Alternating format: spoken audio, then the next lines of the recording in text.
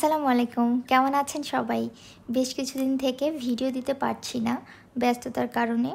ভাবলাম আজ একটা ছোট্ট ভিডিও শেয়ার করি।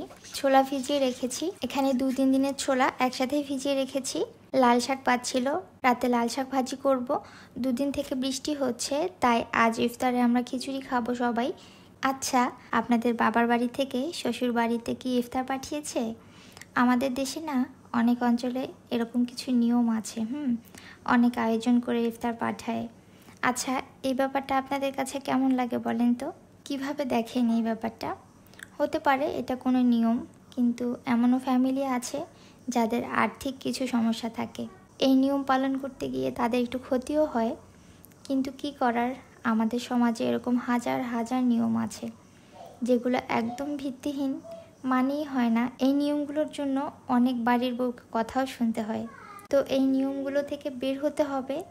এমন ঘরে মেয়ের বিয়ে দেন যে ঘরে এই চাওয়ার অভ্যাসটা না থাকে। খিচুড়ি রান্নার জন্য চাল ডাল একসাথে আমি নিলাম। মুগ ডাল, মসুরের ডাল দুটোই নিয়েছি। এটা এখন ওয়াশ করব। খুব সিম্পল আজকের ইফতার, বেগুনি করব, তাই বেগুন আমি কেটে নিলাম। সেই সাথে শসা ছিলিয়ে নিচ্ছি।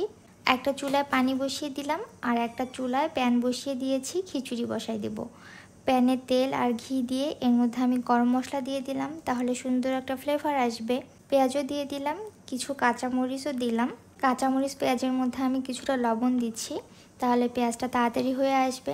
জীবনে একটু ভালো থাকতে গেলে অনেক কিছুই করতে হয়। এমন কিছু মানুষকে জীবনে রাখবেন না যাদের সাথে থাকলে আপনি অপমানিত বোধ করবেন। এরকম মানুষকে অ্যাভয়েড করাই ভালো। একজনের একটা কথা আমার খুবই ভালো লেগেছে, জীবনে অল্প মানুষ থাকুক, কিন্তু সঠিক মানুষগুলো থাকুক, যাদের সাথে খোলা মনে চলতে পারবেন। একটা কথা বলতে গেলে 10 বার ভাবতে হবে না। তো আমি খিচুড়িতে পানি দিয়ে বসিয়ে দিলাম, বেসন ঢেলে নিব। যে বেসনটা ঢাললাম একদমই ভালো না। এর আগে যে বেসনটা ব্যবহার করেছি ওই বেসনটা অনেক ভালো ছিল, আর দামটাও একটু বেশি ছিল। আর এই বেসনটা বেশি একটা ভালো না, একটু গন্ধ গন্ধ ছিল, আবার খেতেও খুব একটা মজা না। তো যাই হোক, বেসন আমি গুলিয়ে নিলাম। এদিকে খিচুড়ি রেডি। মুগ ডালটা একটু কম সেদ্ধ হয়েছে, তাই আমি আর একটু পানি দিয়ে এর মধ্যে ঘি দিয়ে দিলাম। এখন কাঁচামরিচ দিয়ে ঢেকে দমে রেখে দিব। বেগুনি ভেজে নেব, তাই বেগুনের মধ্যে কিছুটা লবণ আর মরিচের গুঁড়া দিলাম। আমি সবগুলো বেগুনি ভেজে নিব। এটা আর দেখাচ্ছি না। এদিকে শরবত বানাচ্ছে, আমি সব কিছু টেবিলে সার্ভ করে দিয়েছি। শসা কুচিতে একটু লবণ আর তেল দিয়ে মেখে নিলাম। খুবই সিম্পল আয়োজন। বুট, বুন্দিয়া, বেগুনি, ডিম ভাজি আর খেজুর আর আচার আছে খিচুড়ির সাথে। আজকে সাদা মাটা ইফতার। তো এখন আমাদের সময় হয়েছে, তাই প্লেটে সার্ভ করব। প্লেটে সব কিছু আমি সুন্দর করে সাজিয়ে দিয়েছি। ইনার পাপার খুবই পছন্দের একটা প্লেটার, কারণ ও তো খিচুড়ি পছন্দ করে, সাথে বুট বুন্দিয়া সব কিছুই। এখন সেহরিতে আমি দুধ কলা খেয়ে নিলাম, সেই সাথে 1 কাপ চা। আচ্ছা, আপনারা চা কখন কখন খান জানাবেন।